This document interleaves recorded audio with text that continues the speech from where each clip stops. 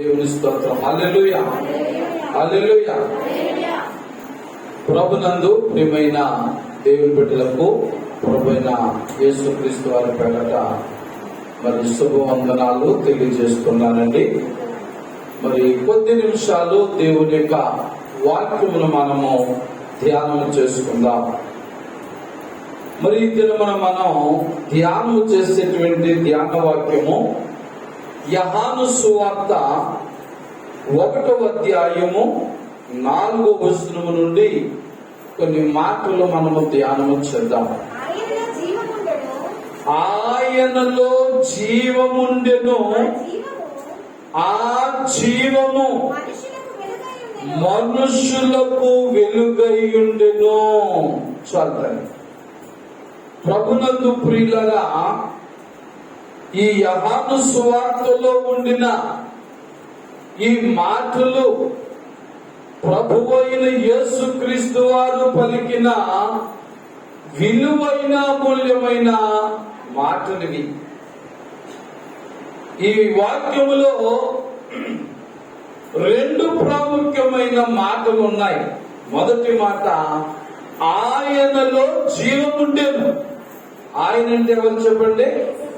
ప్రభువైన యేసుక్రీస్తు వారు. ప్రభువైన యేసుక్రీస్తు వారిలో ఏముందో చెప్పండి? జీవముండెను. దేవుని స్తోత్రం. మనము ఆరాధిస్తున్న దేవుడు, మనము ప్రార్థిస్తున్న దేవుడు ఎలాంటి వాడని బైబిల్ చెబుతుంది? జీవము గల దేవుడు. దేవుని స్తోత్రం. అందుకే ఆది కాండం మనము చూసినట్లయితే ప్రియులారా, ఈ మానవుడు జీవించడానికి గల కారణమేమిటో అక్కడ వ్రాయబడి ఉంది. అక్కడ వ్రాయబడిన మాట మనకు తెలుసు. మానవునిలో ఏమి లేదు? జీవము లేదు. చెప్పండి, మానవునిలో ఆది కాండం 1-2 అధ్యాయములు మనము చదివినప్పుడు, సృష్టిని దేవుడు చేసినప్పుడు, మరి సృష్టిలో ఆఖరి దినమున అనగా 6వ దినమున మానవుని దేవుడు సృజించినప్పుడు ఈ మానవునిలో ఏమి లేదు చెప్పండి? జీవము లేదు. కానీ ఎవరిలో జీవముంది? దేవునిలో జీవముంది. అందుకే ఇక్కడ యోహాను భక్తుడు ఏమని ఈ యోహాను సువార్తలో ప్రభు పలికిన మాటలు వ్రాస్తున్నాడు అంటే, ఆయనలో జీవముండెను. దేవుని స్తోత్రం. ఆది కాండంలోకి మనం వెళ్తే అక్కడ 6వ దినమున దేవుడు నేల మట్టితో ఎవరిని చేశాడండి? మనుషుని చేశాడు. మొదటి మానవుడైన ఆదామును చేశాడా, అవ్వమ్మను చేశాడా? Very good. ఆదామును సృష్టించాడు. ఆదామును నేల మట్టితో తయారు చేస్తాడు. కలుగు గాక అని చెప్పలేదు. మొదటి రోజు మొదలుకొని 5వ రోజు వరకు మీరు ఆది కాండం 1వ అధ్యాయం చదివితే సమస్తమును కూడా కలుగుగాక కలుగుగాక కలుగుగాక అంటే కలిగేసాయి. దేవుని స్తోత్రం. అలాగే మానవుడు కూడా కలుగుగాక అన్నాడండి? అనలేదు. ఆయన తన పోలుక చెప్పున నరులను చేతుననుకున్నాడైనా. ఆమేన్. కలుగు చేయడం వేరు, చేయడం వేరు. కాబట్టి ఆయన తన స్వరూపములోనే నిన్ను నన్ను కూడా తయారు చేశాడు. హల్లెలూయా.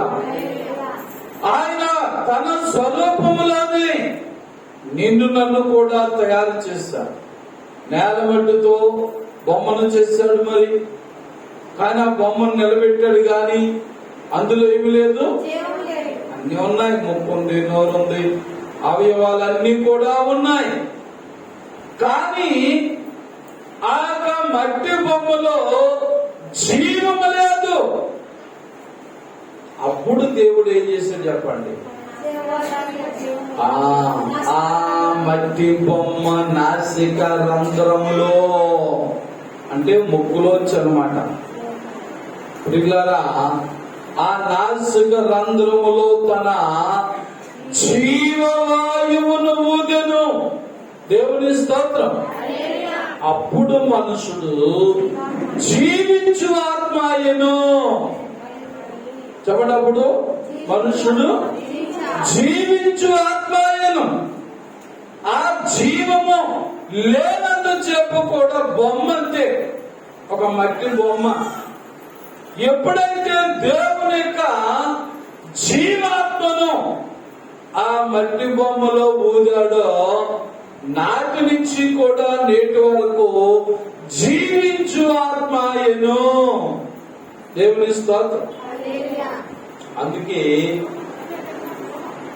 ప్రసంగి గ్రంథం 12వ అధ్యాయము 7వ వచనంలో ఏమంటదంటే, మన్నైనది వెనుకటి వలె మరలా తిరిగి భూమికి చేరును, ఆత్మ తాను దయచేసిన దేవుని యొద్దకు చేరును. దేవుని స్తోత్రం. అందుకే మానవుడు చనిపోయినప్పుడు ఈ మానవుని ఎక్కడ పెడుతున్నారు? మట్టిలో పెడుతున్నారు మరలా. కానీ ఆత్మ ఎక్కడికి వెళుతుంది? తాను దయచేసిన దేవుని యొద్దకు చేరుచుండెను. దేవుని స్తోత్రం. గాలి దూలి అయిపోదండి. మనం అనుకుంటాం పలానా వారు చనిపోయి గాలి అయిపోయారు, పలానా వారు చనిపోయి దెయ్యమైపోయారు, పలానా వారు చనిపోయి భూతమైపోయారు. నో, లోకులు నమ్మిన క్రైస్తులు ఆ మాట నమ్మకూడదు. మరి ఎవరు వాళ్ళ శాస్త్రంలో వారి పేరు చెప్తున్నారు, నేను ఫలానా వారని పేరు చెప్తున్నారు, నేను ఫలానా వ్యక్తినని పేరు చెప్తున్నారు. మరి నేను నమ్మొద్దా అని ఒకవేళ మీరు అనుకుంటున్నారేమో. దెయ్యం ఏ పేరైనా చెప్పగలదు. దేవుని స్తోత్రం. అపొస్తలుల కార్యాలు 16వ అధ్యాయంలో పౌలు గారు ఒక యవన బిడ్డను దయ్యం పట్టినప్పుడు ప్రార్థన చేసి, నువ్వు ఎవరు అని అడిగితే ఏం చెప్పింది? నా పేరు పుతోను. ఏం పేరు చెప్పిందండి? దెయ్యాలకి నా పేరు తెలుసు, నీ పేరు తెలుసు, ప్రపంచంలో లోకములో ఉన్న అందరి పేర్లు తెలుసు, మన అడ్రస్లు కూడా తెలుసు. అందుకే కొన్నిసార్లు దైవజ్ఞుళ్ళు మన గట్టిగా అడిగితే అడ్రస్ సహా బయోడేటా అందరూ చెప్పేస్తా ఉంటారు. మనం ఏం చేస్తాం? అమాయకంగా వెళ్ళి ఎవరి పేరు చెప్పుదో వాళ్ళ ఇంటి మీద గొడవ పడతాం. కానీ బైబిల్ ఏం చెప్తుంది? ప్రసంగి 12:7 ఏం చెప్తుంది? ఆత్మ తాను దయచేసిన దేవుని యొద్దకు చేరును. ఆమేన్, హల్లెలూయా. ఎందుకంటే నీలో నాలో ఏమి లేదు, జీవం లేదు. చెప్పండి, నీలో నాలో జీవం లేదు. అందుకే యోహాను సువార్త 1వ అధ్యాయం 4వ వచనం మొదటి లైన్లో ఉంది, ఆయనలో జీవముండెను. దేవుని స్తోత్రం. ప్రభునందు ప్రియులారా, దేవునిలో జీవమున్నది. ఈ మాట మర్చిపోకండి. నీలో నాలో జీవము లేదు. ఎవరంటే నీలో నాలో జీవము లేదు. అందుకే మరి ప్రకటన గ్రంథకర్త కూడా అంటాడు, జీవించు మట్టుకు నేను జీవించుచున్నాను గాని నేను మృతుడిని. ఒకవేళ నిజముగా రెండో వాక్యములు ఉంది, ఆ జీవము మనుషులకు వెలుగై ఉండెను. ఏ జీవమైతే ప్రభువైన యేసుక్రీస్తు వారు కలిగి ఉన్నారో ఆ జీవం నీలో నాలో లేకపోతే పిల్లరా మనం బ్రతుకున్న శవాలమంటండి. ఏంటంటే ఎవరమండి మనం? బ్రతుకున్న శవములో. ప్రకటన చెప్పండి ఏం రాస్తుమా? జీవించుచున్నవన్న పేరు మాత్రం నీకున్నది కానీ నీవు మృతుడవే. ఒకవేళ అనుకోవచ్చు, నాకు ఆయుష్ ఉంది, ఆరోగ్యం ఉంది, బలం ఉంది, బలగం ఉంది, మేడలున్నాయి, విద్యలున్నాయి, ఆస్తులున్నాయి, అంతస్తులున్నాయి, నాకేం పర్వాలేదు, నేను బ్రతికేస్తున్నాను అనుకుంటున్నావేమో ప్రియ సహోదరి సహోదరుడా. ప్రభువైన యేసు క్రీస్తు వారి యొక్క జీవము నీలో లేకపోతే, ఆ వెలుగు మనుషులకు తోడుగా ఉండకపోతే, ఆ జీవము మనుషులకు వెలుగు నివ్వకపోతే, మరి నీవు నేను కూడా మృతులమే. జీవిస్తున్నామన్న పేరుండొచ్చేమో గాని మనము ఎక్కడ నడుస్తున్నామంటే చీకటిలో నడుస్తున్నాం. ఎక్కడండి? చీకటిలో నడుస్తున్నాం. చీకటి దేనికి సాదృశ్యమై ఉన్నదంటే పాపమునకు సాదృశ్యమై ఉన్నది. చెప్పండి, చీకటి దేనికి సాదృశ్యం అండి? పాపమునకు సాదృశ్యం. కనుక మరి పిల్లరా, నిజమైన జీవం ఉంది, ప్రభు అయిన యేసుక్రీస్తులో జీవం ఉంది. ఆ జీవం మనుషులకు వెలుగై ఉండేనని రెండో లైన్లో చెప్తున్న మాట ప్రకారంగా ఆ జీవము నిన్ను నన్ను కూడా నడిపించకపోతే, పిల్లరా మనం ఎక్కడ ఉన్నట్లంటే వెలుగులో లేవు, చీకటిలో ఉన్నాం. చీకటిలో ఉన్న ప్రతి ఒక్కరు కూడా చీకటి సంబంధులు. చెప్పండి, ఎవరి సంబంధులు? చీకటి సంబంధులు. చీకటి సంబంధులకు అధిపతి ఎవరు? సాతానుగాడు. ఆడు బొమ్మ మీరు ఎప్పుడైనా చూసారు లేదో? తెల్లగా ఉంటాడా నల్లగా ఉంటాడండి సాతాను? నల్లగానే ఉంటాడు. నలుపు పాపానికి సాదృశ్యం. ఇసురా. అందుకే ఆ చిత్రకారులు కూడా సాతాను బొమ్మను ఎప్పుడు కూడా నల్లగానే వేస్తారు. కరుణామయుడు సినిమాలో కూడా ప్రభు యేసుక్రీస్తు వారు 40 దినాలు కొండ మీద ఉపవాసం ఉన్నప్పుడు మరి ఏ రంగులో వచ్చిన సాతాను శోధించింది? నలుపు రంగే. నలుపు సాతానికి సాదృశ్యం. నలుపు పాపానికి సాదృశ్యం. ఎందుకంటే సాతానులో ఏముందంటే పాపం ఉంది. ఇస్తారా? అందుకే సాతాను ఎవరైతే ఉంటుందో పిల్లరా వారు విపరీతమైన పాపములు చేస్తారు. వాళ్ళు మంచోళ్ళే. అందుకే పెద్దలు మాట్లాడతారు, మనసు మంచోడు కాని గుణం ఎలాంటిదో అంటారు కదా, మీకు తెలుసు. ఇసురా, మనుషులు మనం మంచివారమే. ఎవరైనా మనం మాట్లాడితే ఎంత ప్రేమగా ఆప్యాయతగా మాట్లాడతామో, కానీ మనం చేసే క్రియలు భయంకరంగా ఉంటాయి. కారణం ఏంటంటే మనలో అప్పుడు ఎవరు ప్రవేశిస్తాడు? సాతానుగాడు ప్రవేశిస్తాడు. సాతానుగాడు ప్రవేశించి వాడు మనతో చేయకూడని కార్యములన్నీ కూడా వాడు చేయించేస్తాడు.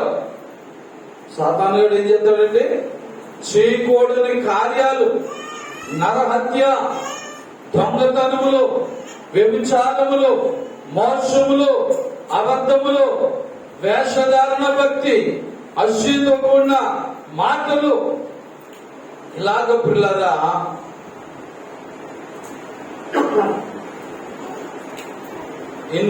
ఎన్నెన్నో క్రియలు వాడు చేసేస్తూ ఉంటాడు.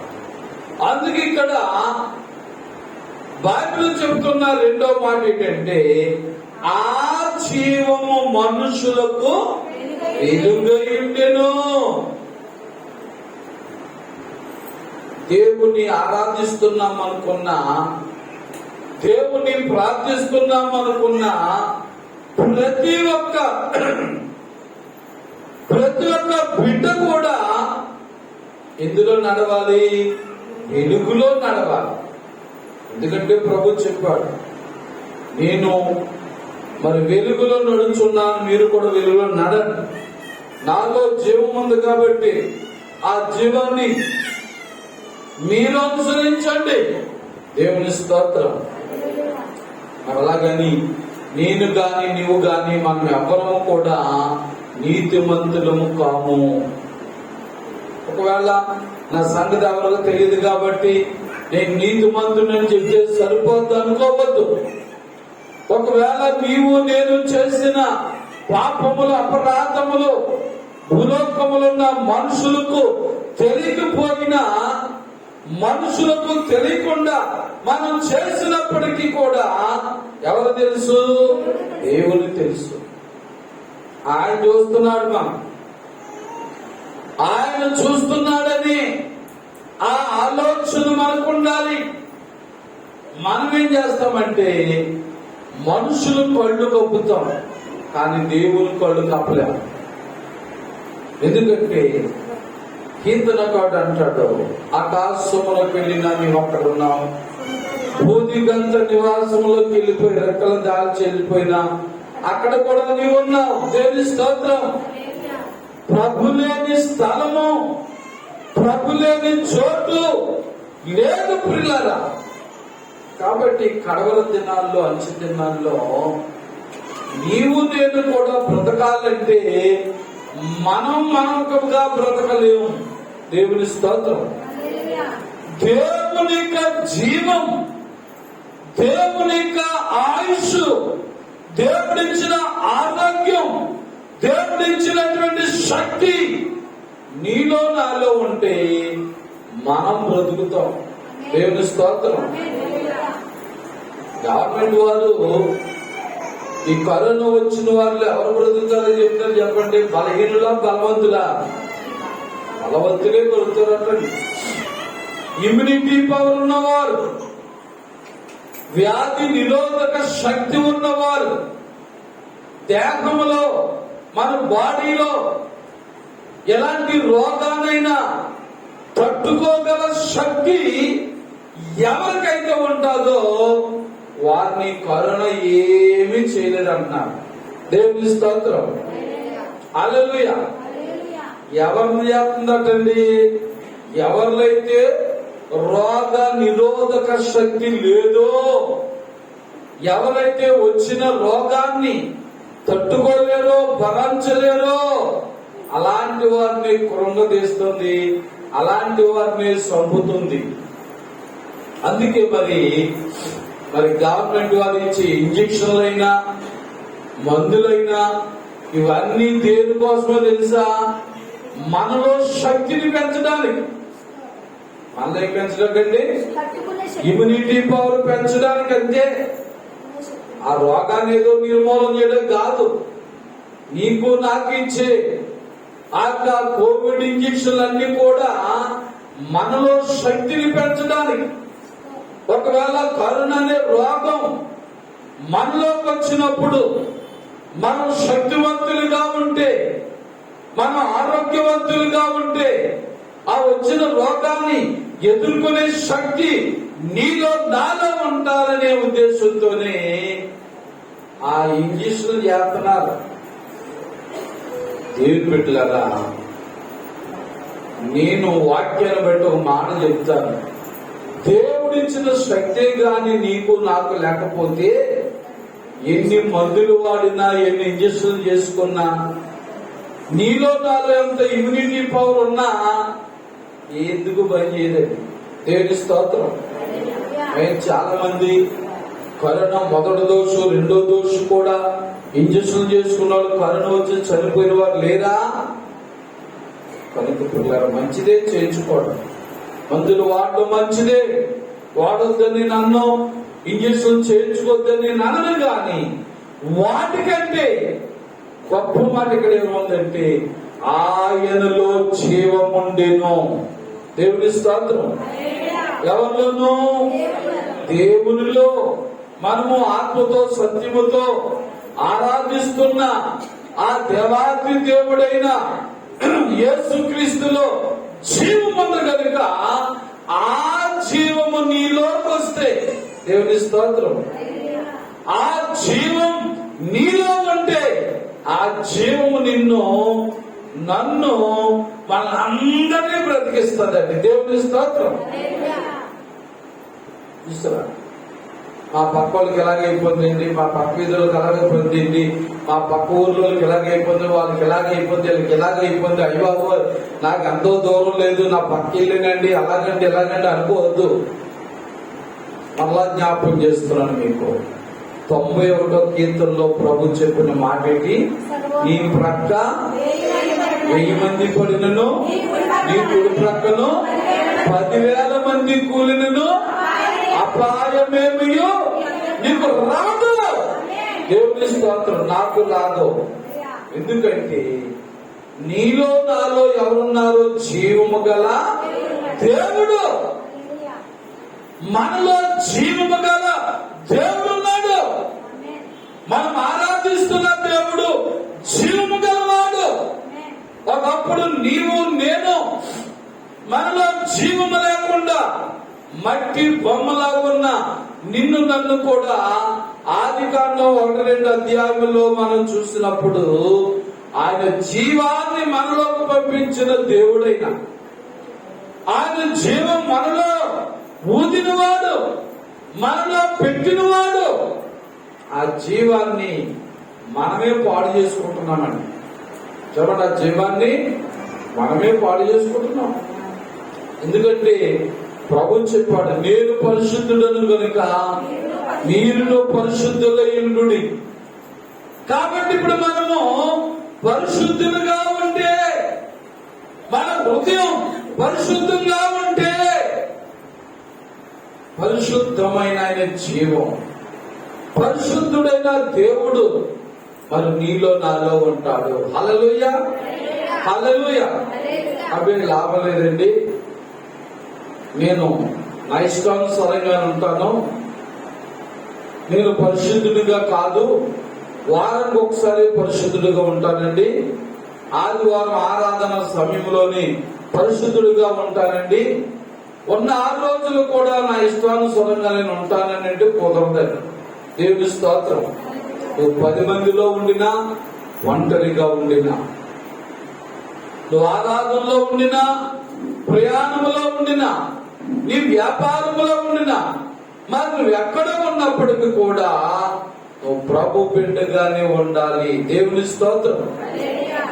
అలా మనం ఉంటే ఆ నిర్గమకాండంలో 15వ అధ్యాయం 26వ వచనంలో ఏమన్నారు చెప్పండి? ఆ జీవము గల దేవుడు నీలో నాలో ఉంటే ఏమన్నాడు? ఐగుప్తు దేశీయులకు కలిగిన రోగములలో ఏ రోగము మీకు రాదవును.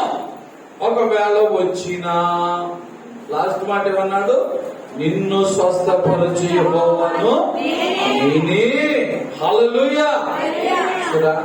ఒకవేళ మనలో ఎంత భక్తి ఉండినా, ఎంత విశ్వాసం ఉండినా, ఎంత ప్రార్థన జీవితం ఉండినా, ఎంత విశ్వాస జీవితం ఉండినా, సాతానుగాడు చాలా కీర్తి గలవాడు. పత్రికలు అంటాడు కదా, గర్జించే సింహం వలె ఎవరిని మృంగుదునని తిరుగులాడుతున్నాడు. గర్జించే సింహం వలె వారు తిరుగులాడుతున్నప్పుడు కొన్నిసార్లు పుల్లగా మంచివాళ్ళు కూడా శ్రమలు వస్తాయి, మంచివారు కూడా వ్యాధులు వస్తాయి. ఇంకా మీకు అర్థం అవ్వాలంటే గురుగుల మొక్కలు, గోధుమ మొక్కలు పంట మరి గోధుమ మొక్కలు పంట వేసినప్పుడు ఆ పంటలో సాతానుడు మధ్య మధ్యలో ఏం నాటేసాడటండి? పురుగులు నాటేసి వెళ్ళిపోయాడట. కానీ పంట యజమాని ఏమి నాటాడు? గోధుమ మొక్కలే నాటాడు. సాతానుగాడు వచ్చి ఏం చేశాడు? పురుగుల మొక్కలు నాటేశాడు. ఇప్పుడు ఆయన రైతు అనుకుంటున్నాడు, అరే నేను గోధుమ మొక్కలు వేస్తేనే ఇందులో పురుగుల మొక్కలు ఎలా వచ్చాయి అని పీకేయడానికి ప్రయత్నం చేస్తున్నాడట. పీకేయడానికి ప్రయత్నం చేస్తుంటే వాటితో పాటు ఆ పురుగులు దుబ్బట్టుకులు లాగుతుంటే ఆ దుబ్బుని ఆనుకున్న గోధుమల మొక్క కూడా ఊడిపోతుందటండి. ఏమంటుందండి? చెడ్డదాన్ని లాగేస్తుంటే, కలుపు లాగేస్తుంటే పక్కన ఉన్నది కూడా ఊడిపోతుంది. ఎవరైనా మరి ఊడుపుల కాలంలో మరి ఇక్కడ అనుభవంలో ఉన్నారు లేదో కానీ మరి పల్లెటూరు గ్రామాల్లో చాలా మంది ఊడుపులకి వెళ్తారు. ఊడుపులు అయిపోయిన తర్వాత మళ్ళా నెల 2 నెలల లోపులో కలుపు తీర్లు తీస్తారు. ఆ కలుపు తీర్లు తీసినప్పుడు ఆ వరి మొక్కల మధ్యలో గడ్డి మొక్కలు మొలుస్తాయి, పిచ్చి మొక్కలు మొలుస్తాయి. వాటిని పీకడానికి మరలా కూలీలు పెడతారు. ఆ టైంలో మీకు ఒకవేళ చేసిన అనుభవం ఉంటే మీకు అర్థమవుతుంది. మీరు గడ్డి మొక్కలు లాగబోతుంటే ఆ మొక్కతో పాటు ఒరుదుపు కూడా వచ్చేస్తుంటారు. యజమాని చూస్తే ఏమన్నా అంటాడేమోనని భయపడి అన్నీ ఏం చేస్తా తెలుసా? ఆ ఒరుదుపుని మరలా ఆ మన్నులో కప్పెట్టేస్తుంటారు.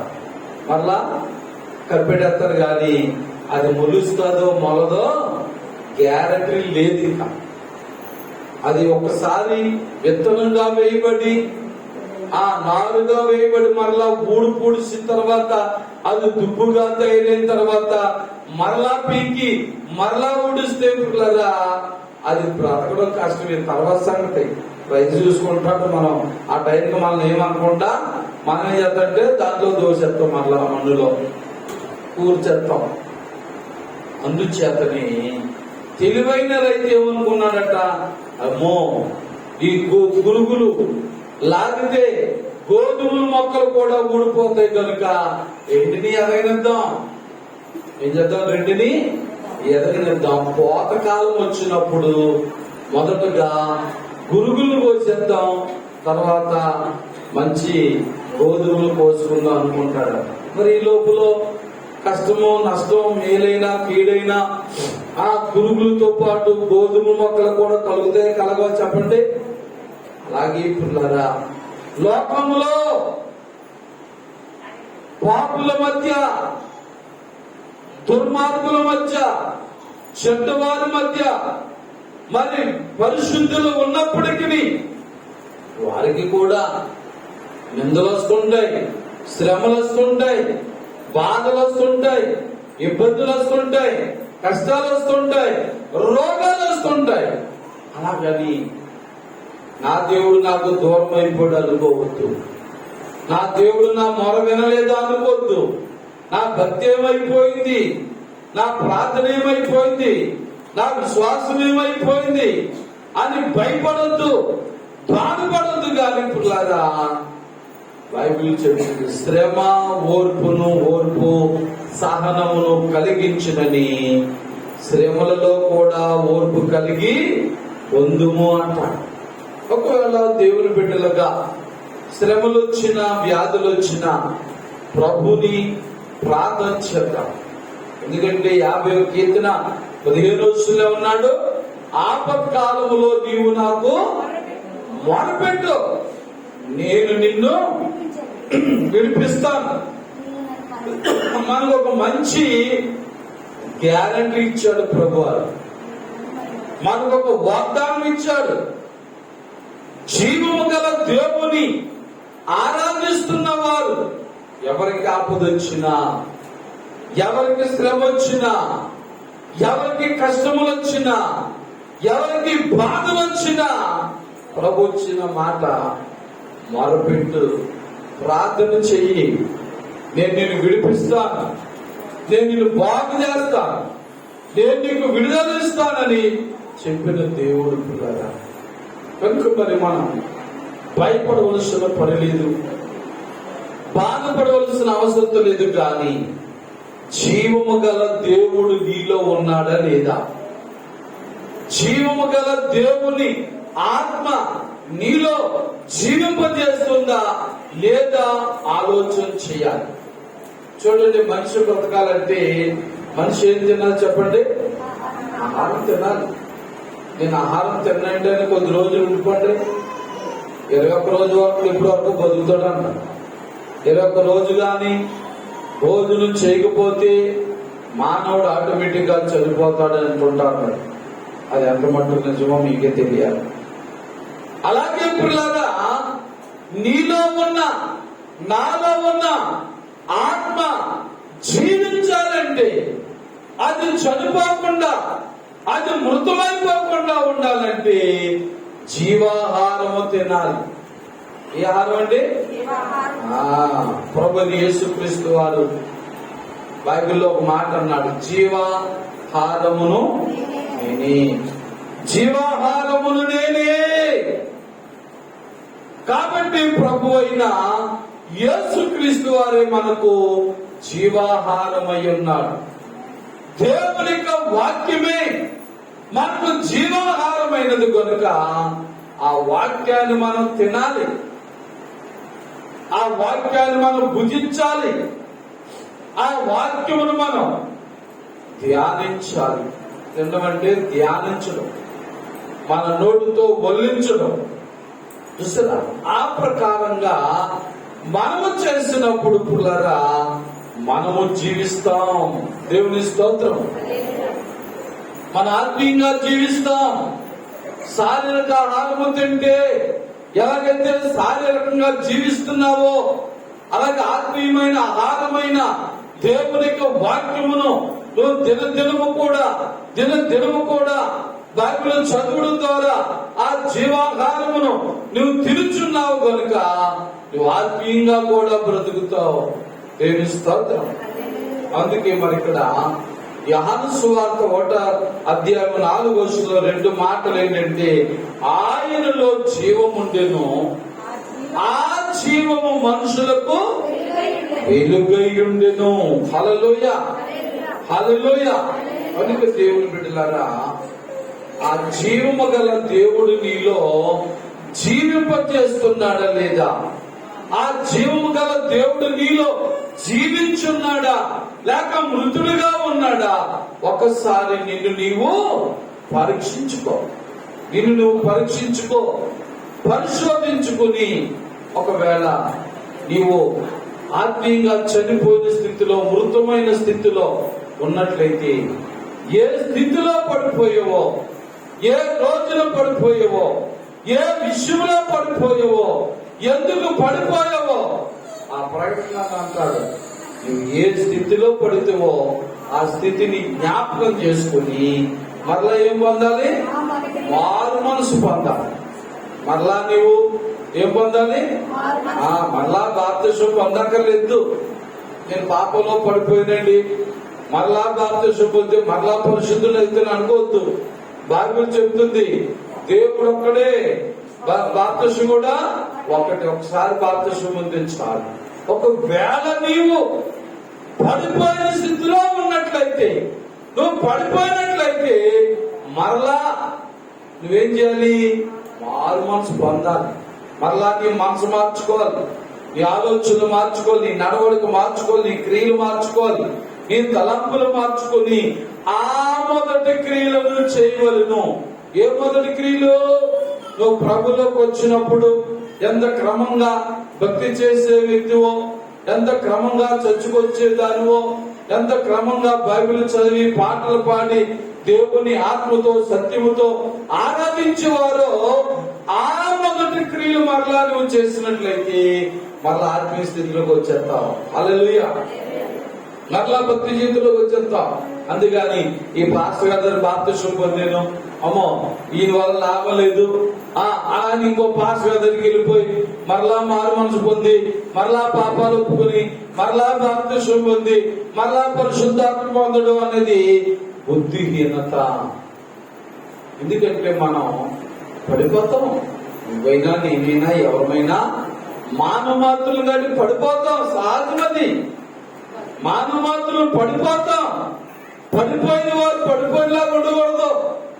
దావీదు గారు దినానికి 7 మార్లు ప్రార్థించే అనుభవంలో ఉన్న దావీదు గారు పడిపోయారు.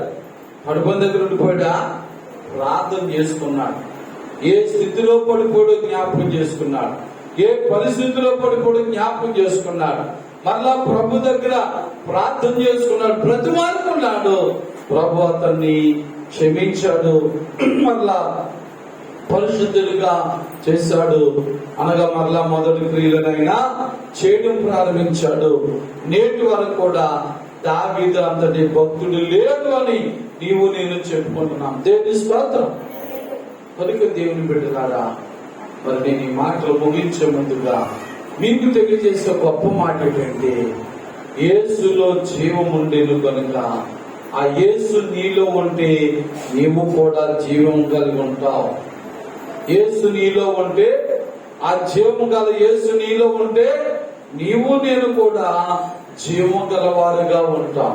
కాబట్టి మరి ఈ సమయంలో నీ విశ్వాస జీవితం, భక్తి జీవితం ఏ రీతిలో ఉన్నదో, ఇంకా జీవింపజేస్తూ ఉన్నదో లేక మృతమైన స్థితిలో ఉందో జ్ఞాపకం చేసుకుందాం.